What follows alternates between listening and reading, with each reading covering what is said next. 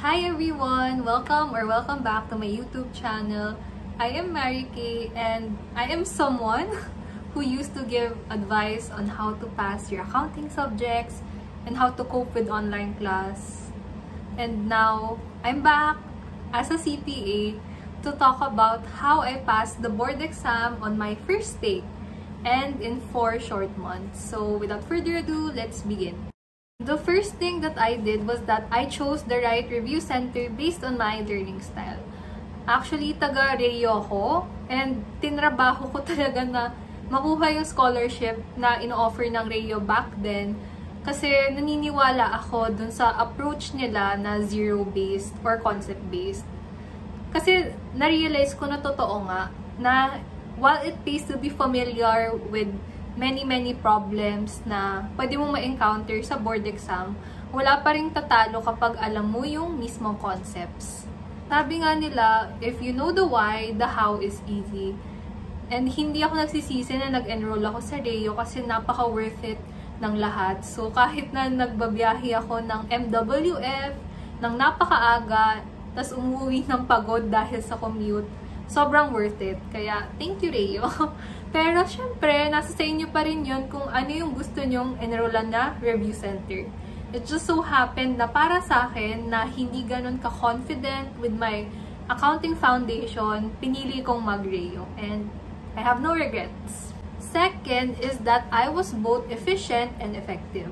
So, let's differentiate the two first. Ang pagiging efficient is making the most out of something despite how limited your resources are. While being effective means nagagawa mo siya ng tama.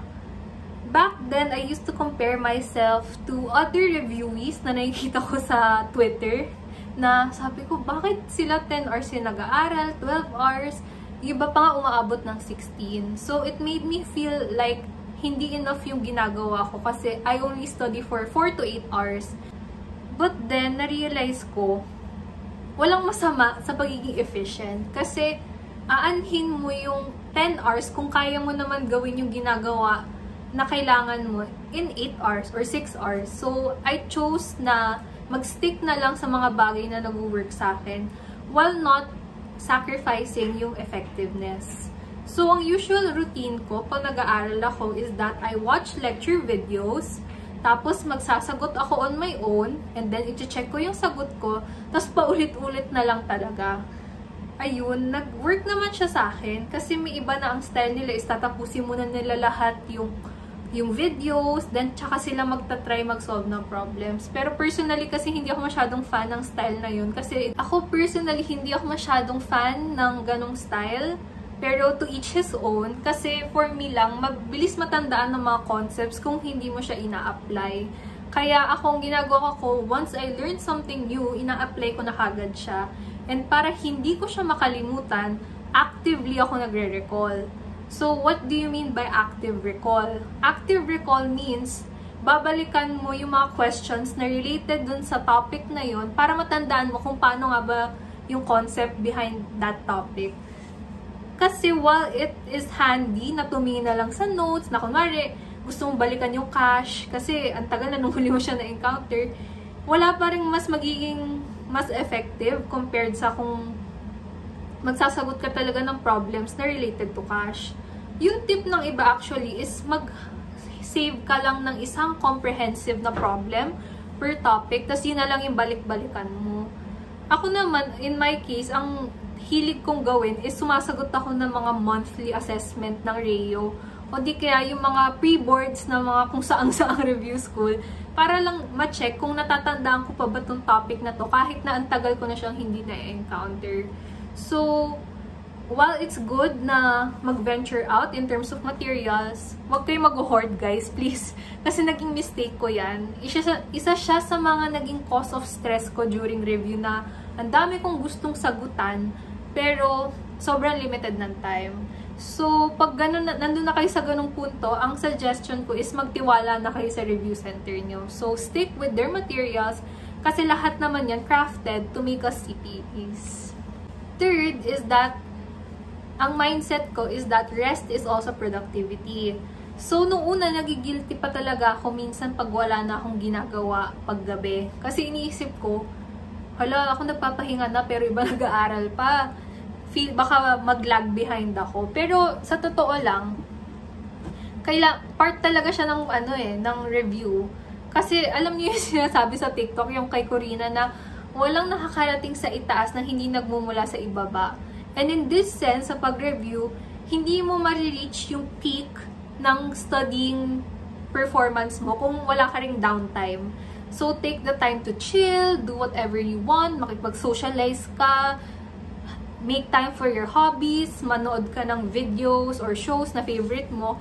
Basta gawin lang lahat siya in moderation. Like, kunwari, 8 hours ka mag-aaral, tapos bago ka matulog, which is yung style ko, bago ka matulog, doon ka manonood ng kung ano-ano or magsa-social media. So, lahat lang naman yun balance. Posible namang magka-CPA title nang hindi naman nasa-sacrifice yung time for other things. So, ayun.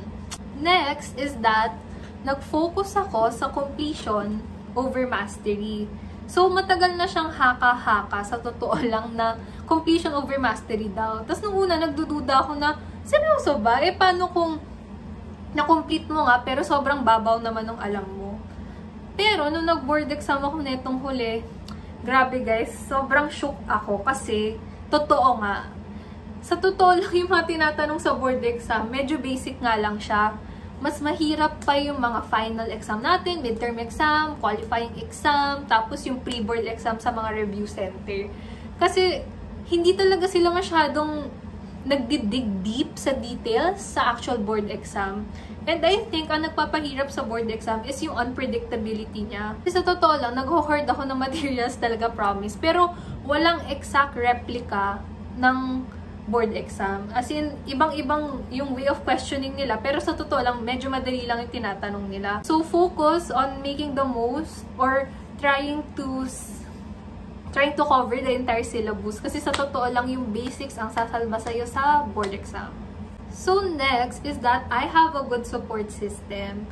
Very supportive ang family and friends ko sa akin. Lalo na considering na fresh grad ako nung July 2023. So, I only had very limited time to prepare for the board exam. So, alam mo yun, wala na akong pinoblema. Like, sa household chores, pinagbigyan nila ako na wag munang mag-household chores nung September na. Kasi yun talaga yung, binibigay ko na talaga yung all ko para matapos yung buong coverage and makapag-master pa kahit papaano ng topics. And syempre, yung friends ko, understanding naman sila na there are times na hindi ko talaga kaya makipag-keep up sa mga usapan sa mga group chat or maging responsive. Kaya it pays to have a good environment where you can really thrive. So, kung may toxic sa buhay nyo, tanggalin nyo muna sila. Mas importante na ma-keep mo yung mental peace mo or inner peace mo during review. Next is that I showed up every day even when it's hard. So, sa totoo lang guys, hindi ko masasabing ako yung pinakamagaling o pinakamatalino na tao. Pero what I can say is that I'm someone who's very consistent.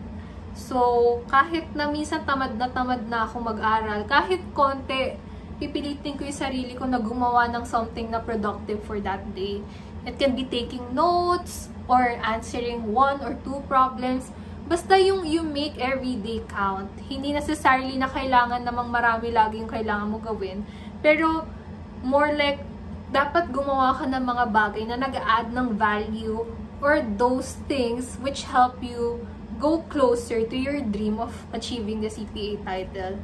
So, kahit na minsan, napaka-tempting na humiga na lang sa kama, manood na lang ng favorite kong shows, mag-cellphone, I told myself na okay, delayed gratification lang. Alam mo naman na totoo yan, na mag-sacrifice ka lang ng konti today and see where it brings you in the next few days, weeks, months, or years.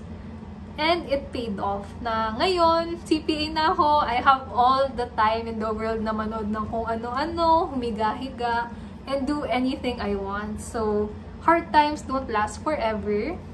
Hold on lang, guys. But I don't think it would have been possible kung wala talaga akong solid na study routine. Honestly, naka-form lang ako na maayos na study habits nung mga 3rd or 4th year na ako. what I usually do is, I study for 4 to 8 hours nung review. Pero nung undergrad ko, parang ang max ko ata 2 lang. Pero natuto akong magbabad nung review na. I don't pull all-nighters kasi honestly, it doesn't work for me lang talaga. Kahit na nung board exam mismo, natulog na lang ako. Kahit na nung third day, far afar, oh my gosh, natulog na lang ako kasi sabi ko, parang wala naman nang magbabago kung magpupuyat ako ngayong gabi. Baka maapektuhan pa nga yung paggana ng utak ko the next day kung magpupuyat ako. Kaya pinili ko na lang mag-rest. So, ang study routine ko, I won't go into much detail.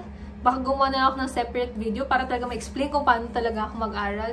Pero, a brief background, Pomodoro ang ginagawa ko, which is yung 25 minutes na focus, tas 5 minutes na rest. Tapos paulit-ulit lang siya hanggang ma-reach ko yung target na study hours ko.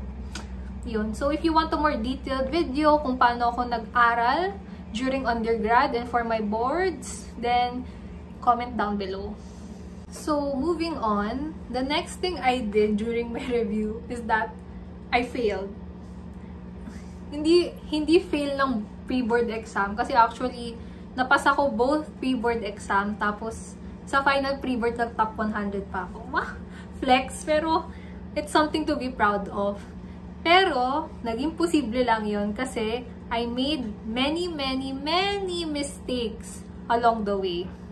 Sinasabi ko sa inyo guys, huwag kayo manghina or panghinaan ng loob pag kunwari nagsasagot kayo ng mga practice set tapos ang dami yung paring mali. Kasi pag nagkakamali ka, it means nagtatry ka. It means meron ka pang may improve. So, huwag kayo ma-dishearten. Kasi sa totoo lang, mas mabuti na magkamali ngayon kesa sa actual board exam.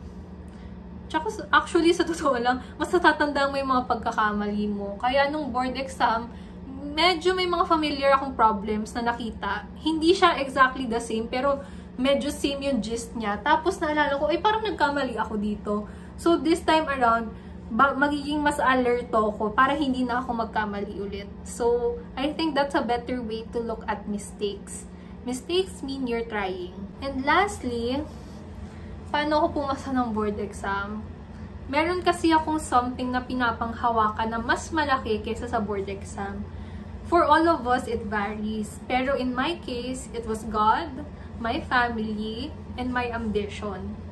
Hindi ko kasi talaga gusto maging CPA. Gusto ko maging abogado. Pero na-convince ako ng mom ko na mag-take up ng accountancy. Kasi sabi niya maraming opportunities in case I change my mind about pursuing law. And na-prove ko talaga na parents or your loved ones know best. Noong una rin, very hesitant ako to take the October 2023 si PALE kasi sabi ko, ang bilis masyado kaka-graduate ko nga lang ng July, kaya ko ba talaga in ilang months? Tapos na-prove ko na wala yan sa haba, nasa determinasyon mo yan. Kasi kung gusto mo talaga, totoo yung gagawan mo siya ng paraan. So, ginapang ko ang 4 months na to para masabi na CPA na ako. And to the person watching this, I hope this video was able to help and your time will come soon. Magiging CPA ka rin. So, if you have any more video requests, comments, questions, suggestions, leave them down in the comment below. And I'll be back with more accounting videos ngayon at marami akong time. So, I hope naka-help nga tong video na to. Bye-bye!